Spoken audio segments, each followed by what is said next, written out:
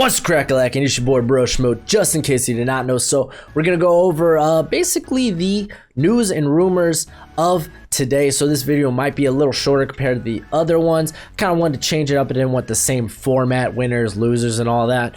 So we're just gonna go over moves that happened today. But become a bro and subscribe. Leave a thumbs up if you enjoy the content. If you really enjoy it, go ahead, share it. It's always much appreciated, much obliged. It helps the channel grow. And that's what you're looking for, right? And next week I will have a 2020 NFL mock draft. Pending if Clowney gets signed. It looks like the market is not that big for Clowney, or at least he's not. It looks like no one really wants to pay him what he's looking for, that over 21 million per year, which is smart. I won't want to do that. But yeah, so I'm hoping he gets him and Robbie Anderson mainly. And maybe even Melvin Gordon. I hope those guys get contracts, because then it'll make doing a mock draft a little easier, because I don't want to drop a mock draft and then those guys get signed. It's like, hey, they don't need an edge, they just signed Clowney. Well, I didn't know that before the video, so I'm hoping that gets done, and I'll probably make a video when it does. And then I'll have a 2021, a really early look at the 2021 NFL draft class. That'll go along with that, so be sure check that out. And so yeah, let's talk about the news today. Let's start with Darius Slay. Got traded to the Eagles for a 2020 third round and fifth round pick. Now he's gonna get a 3-year $50 million contract extension with $30 million guaranteed. Slay, he walked out the door just blasting former coach Matt Patricia. He had nothing nice to say about him, but he's going to be reunited with his former coach, the guy that drafted him, Jim Schwartz. Under Patricia, Slay, he was put in this heavy press man defense, and I thought he played pretty well, considering he was constantly guarding the other team's #1 wide receiver, and he was getting no help from the pass rush. I don't care how good of a corner you are, if you're going to have to guard the best receivers in the league for 5 seconds or longer, you're going to get beat at times. And I mean, Detroit's just, their system doesn't really value pass rush. So I'm a big fan of the move. I was waiting for the Eagles to really make a move in the secondary, not kind of re-signing some of their own guys. So I love this. It was just good on you, Eagles. I think third round pick, pretty cheap for Slay, because if you think about it, you're not going to find a cornerback on his level in the third round. I mean, chances are you won't, and even if you do, those guys might take a little time to, they might take a little time to develop off the bat. So good move for the Eagles. Let's go ahead, let's talk about Tua. He is going to be providing a video workout to the Miami Dolphins. Now, Tua was scheduled last week to have his second visit with the Dolphins, but it got shut down because of that whole nasty bug going around right now. Hopefully, wherever you are in the part of the world, you're safe, you're sound, and you're doing well. But yeah, he was supposed to visit with them, I think it was Friday, and that didn't happen because of that. Matter of fact, effectively Friday night, all pre-draft visits were shut down by the NFL, and this is all reported by South Florida Sun Sentinel. The Dolphins, them trading up for Tua is a very popular opinion in mock drafts, and I mean, this report, a report of a second visit, even though it's a video workout, kind of gives those guys mocking Tua to the Dolphins a little validity. But you got to remember this time of the year, right before the draft, you see a lot of smoke and mirrors. You don't know what's right, you don't know what's false. It's really hard to predict, because I mean, you could look at this, because it's also important to note last week that the Dolphins had a visit with Jordan Love, and then it's also being reported by Benjamin Solik from Draft Network that reports are Chris Greer he just loves Justin Herbert. So like I said, no one knows what's true and what's not. That's how this time of year works. So I would take this with a little bit more than a grain of salt, but about on that level. The Rams, man, the Rams, they cut Todd Gurley.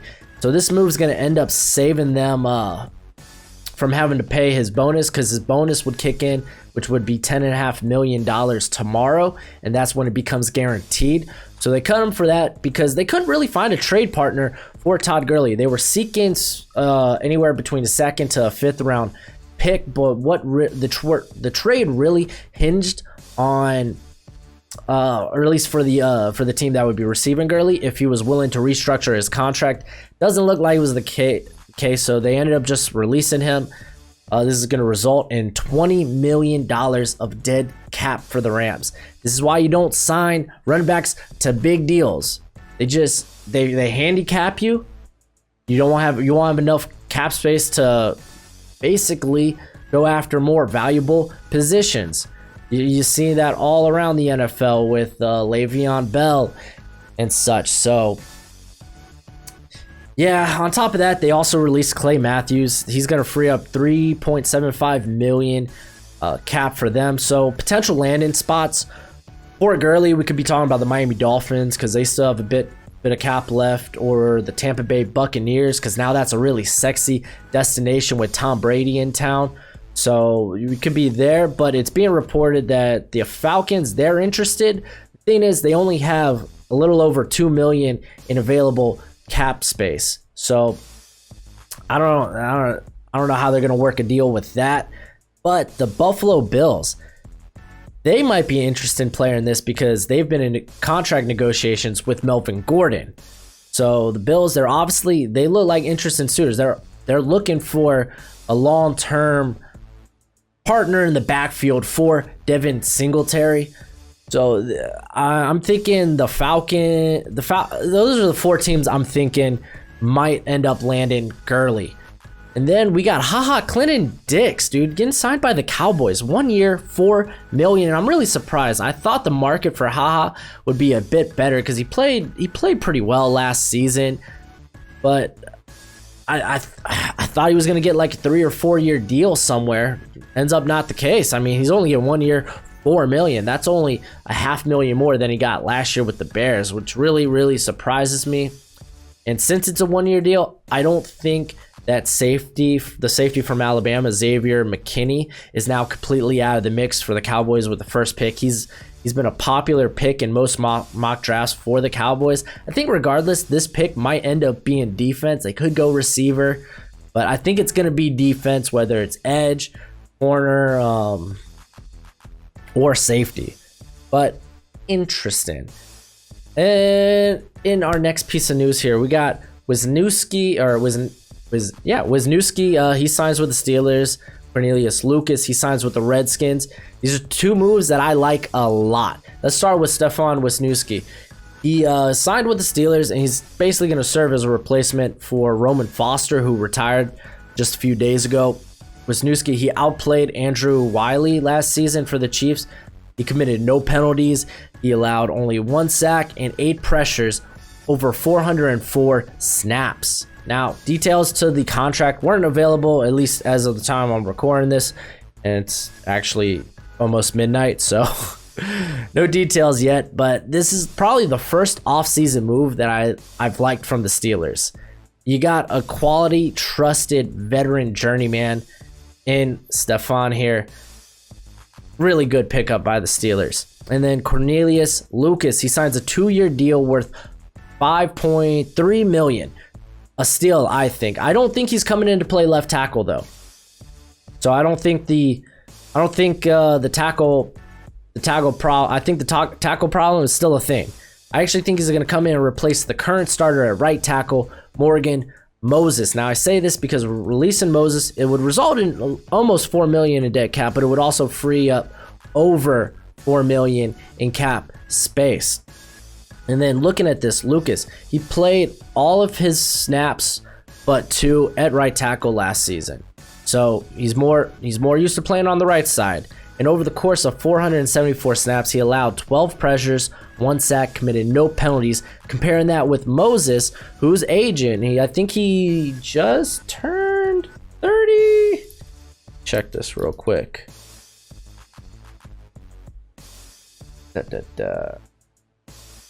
Oh, 29. Oh, still pretty young.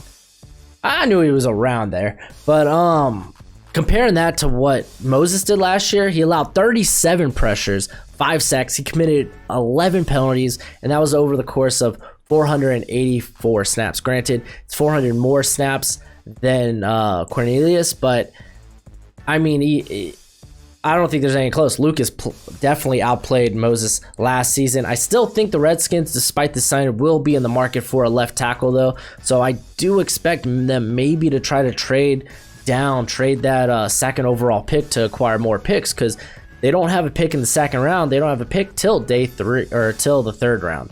So I expect them to do that. A few other moves going on around the league. Let's start with Adrian Phillips.